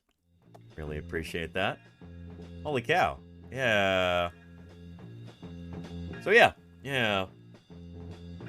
Anyway, I will give you this article. I gotta catch up to chat here. Your cousin, Marvin Berry. There we go. Well, listen to this. Very nice. A pink-haired Christian, thank you for the raid and welcome to Paleontologizing. How you doing? It's good to have you here. Yeah. Cadmos is reptilian in the sense that they were not related to birds in any sense, but more related to reptiles. Yeah, that's no dinosaurs, Cadmos. All dinosaurs are more closely related to birds than to reptiles. Yeah.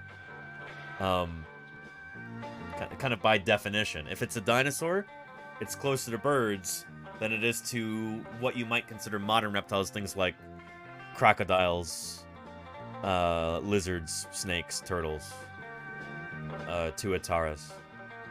Cosmos, yeah. All dinosaurs are more closely related to birds. Most especially the theropods, but also the sauropods and the ornithischians, too. Their closest living relatives are birds. Yeah. And, Ultrasaurus, how are you doing? His thoughts on the paper... Oh, but don't get me started on that paper. Yeah. Once again, somebody who's, like, not involved in paleontology, like, making bold claims about these things. Yeah. I don't know. Occasionally, a paper makes it through review like that, and... Yeah, I don't know. Yeah. Welcome, Ultrasaurus. It's good to have you here. Yeah. Evidence they used. Yeah, I might put that in quotation marks, but yeah, Ultrasaurus. Yes, indeed. Yeah. Yeah. Anyway. Do we have any other dinosaur deep dives to cover? Holy cow, I dropped the price by 50% in channel points for today. Do we have any other ones to cover? Because, yeah. And Ultrasaurus, holy cow. Say, I'm doing well, hope you're good. I am. Thanks for asking. Yeah, I had a lovely morning today. I, got to go visit some old friends this morning in Berkeley. There we go. Which is a lot of fun. But yeah. It's been a good day so far. We're having a crazy storm here in the Bay Area right now. Cross your fingers the power doesn't go out like it was doing earlier. That's why I was late to stream today. But yeah. Ultrasaurus says, I always have so many people recommend your stream. And I'm like, no, I'm familiar with Danny's stream.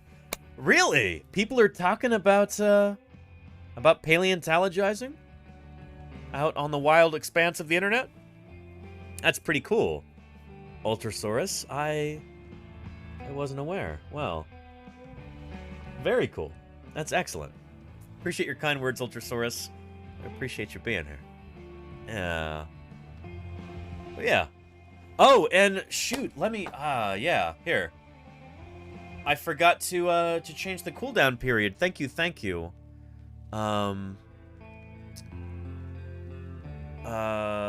Let's see. Let's edit that real quick. Cooldown period. Let's make that 10 minutes.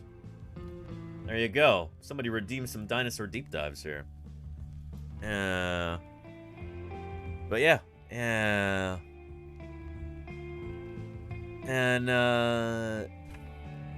Denity Girk says, hey man, remember me? I got a lot of people in here, but welcome.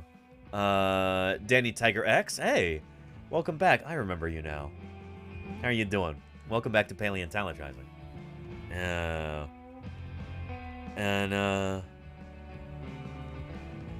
But yeah. Good stuff. Bradenton says, wouldn't it be wacky if we used a radiology experiment on a new Dilophosaurus specimen someday? And figured out its integument and pigmentation in life was identical to a cassowary? That would be pretty nuts, Bradenton. Maybe the most nuts part about it would be finding another Dilophosaurus specimen. Nobody's really found any good Dilophosaur material since the 1940s. We've got three good specimens in the world, good. I don't know. They're all right down from the road from me in Berkeley, at the museum I was at this morning. They're all at UCMP. Nobody's found any more real Dilophosaur material since the 1940s. So yeah. Yeah. And Argentavis, that's a great one, Moosey Fate. Thank you, thank you. Let's dive into that. Yeah. And Ultrasaurus says, I'm a huge fan of dinosaurs. My username makes that obvious. Yeah, Ultrasaurus.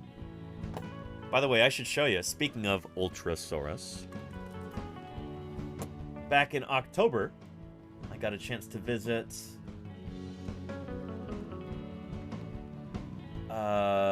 the Brigham Young University Museum of Paleontology.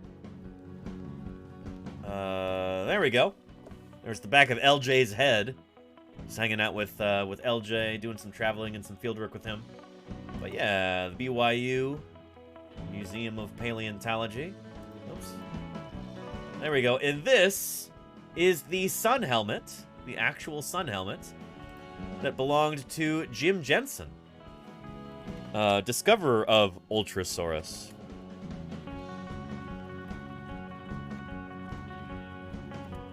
Yeah. There he is right there, next to the forelimb, which now we think Ultrasaurus is probably the same dinosaur as Supersaurus, which could just be an extremely large Barosaurus. But anyway, there's Jim Jensen right there, wearing a sun helmet, maybe the same one, right there next to that forelimb. Pretty cool. So yeah. Yeah. Anyway, most paleontologists don't really wear a sun helmet in the field anymore.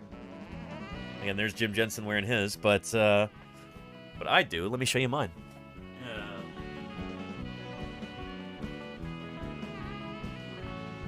There we go. I even just got a replacement online like a week or so ago, for when this one finally kicks the bucket, bites the dust.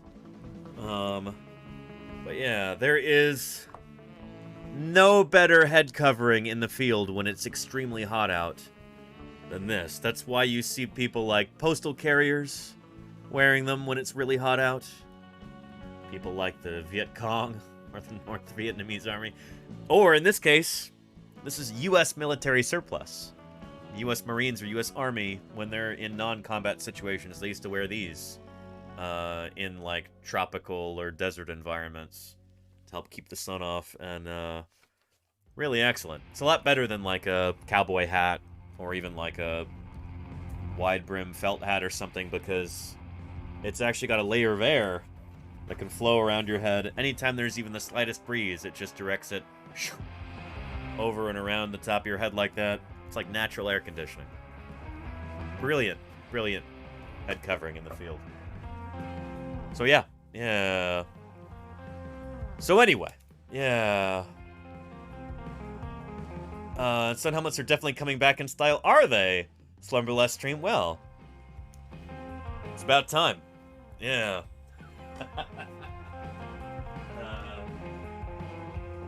That was super cool seeing Jim Jensen's sun helmet there at the museum. It was almost as cool as seeing some of the actual fossils that he dug up. But yeah. Very cool. Yeah. And Mr. Snipe says, I needed one when I used to work as in a parking lot at a summer job. Very hot outdoor job that one was. Yeah, shoot. You've got that asphalt from the parking lot just directing that heat upwards at you. Ugh. Yeah. So anyway. Oh, and good night to you, Bet Meddler. Sorry I missed that, but hope you're already on your way to good rest and pleasant dreams, Bet Meddler. Thanks for being. Yeah. And you get to look like Darth Helmet from... I guess in one scene he did wear a sun helmet, huh? Yeah. Comb in the desert. I remember. Yeah. Anyway. Cool stuff. Just like mine, Jim Jensen's sun helmet was also U.S. military surplus. Cool stuff. So yeah. let's get into Argentavis, shall we? For Moosey Fate. Moosey Fate jumped on that. You love to see it. Here we go.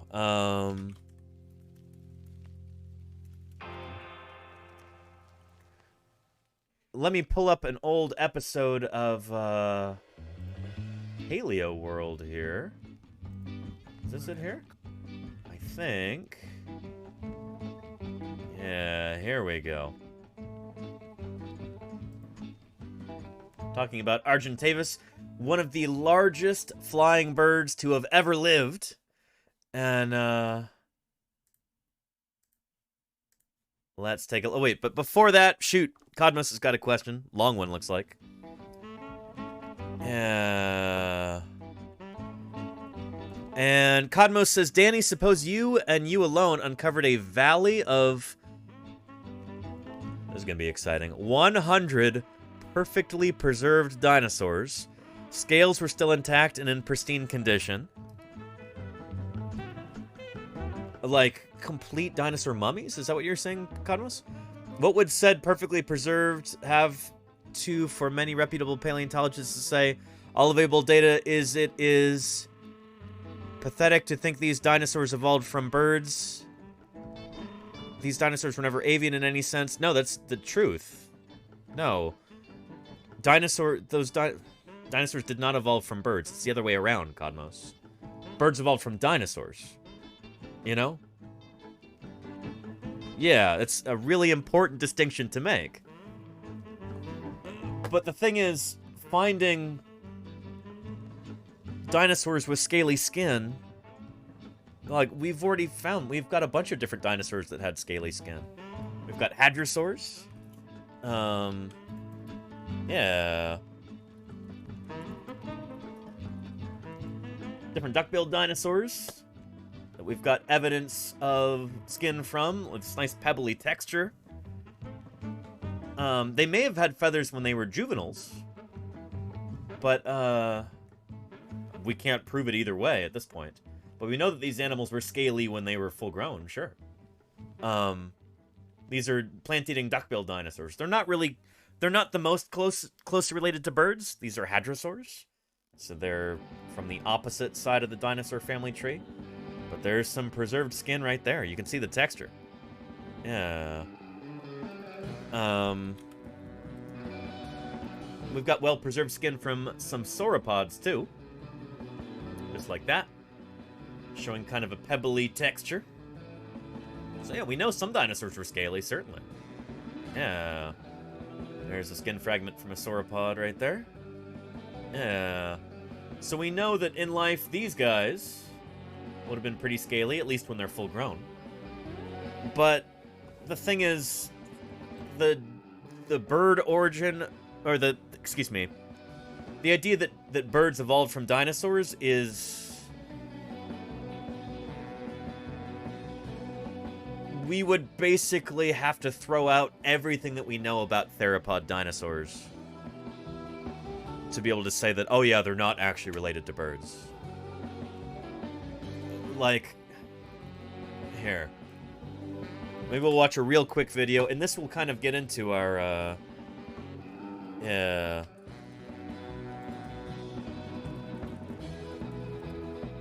Kind of get into our bird discussion here, too. But, did Velociraptor have feathers? The answer is yes. And we have direct evidence of this. No other creatures on Earth have feathers except for birds. And dinosaurs, of course. Dinosaurs first evolved those feathers, and birds later inherited them. After having evolved from dinosaurs, you know? Yeah. So, yeah. Yeah. The bones of dinosaurs are often very well preserved indeed. But that's not the case with the skin or the soft parts. Yeah, although there's exceptions. What they look like has been largely a matter of guesswork. But now some truly exceptional fossils have been discovered that have changed all that. Yeah, pretty cool. And you have feathers, you keep them in a vase. There you go, Shafard. Commander Shafard. Feathers on a large number of species, including Velociraptor. Yeah. Codmo says, I mean ones that all evidence suggested that dinosaurs never evolved into birds. They stayed reptilian even after evolution. Well, I mean, not sure I understand what you're asking. All evidence suggests that even Adam and Eve of said dino to the final version of said was reptilian. Well, that's the thing, is that birds are also reptilian, Codmos. Yeah. So I think there's kind of a misunderstanding here. Because we know that birds evolved from dinosaurs, and dinosaurs evolved from earlier reptiles. That means that birds are reptiles too, you know? That's why birds have scaly legs, you know? Yeah. Ever wondered about that before? Why do birds have scaly legs like this? Because they evolved from dinosaurs, who are reptiles. That makes birds reptiles too, you know? When we as scientists are classifying living things, it's based on who their ancestors are and who they evolved from, you know? That's the same thing. Who your ancestors are is who you evolved from, you know? It's based on ancestry is what I mean to say. So yeah. So what would a theoretical fossil need to have to suggest that dinosaurs never became avian? What you would have to find, actually, Codmos, is you would have to find some kind of other early reptile, some sort of like weird Triassic critter or something. Yeah, like, you would have to find an early archosaur reptile, like Euparkeria or something like that, that had feathers. And then we go, oh shoot, so birds didn't evolve from dinosaurs. Birds actually evolved before dinosaurs from these guys. And there have been a few paleontologists who have proposed that, but the problem is there's zero evidence to support it. So yeah. Or maybe a silosaur. There you go, Brandington. That could also potentially work. Yeah.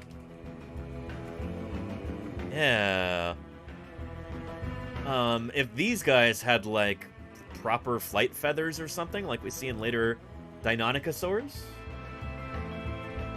who knows? They may have actually had some primitive feathers. Feathers might actually predate the split between ornithodyrene reptiles into pterosaurs and dinosaurs and silosaurs.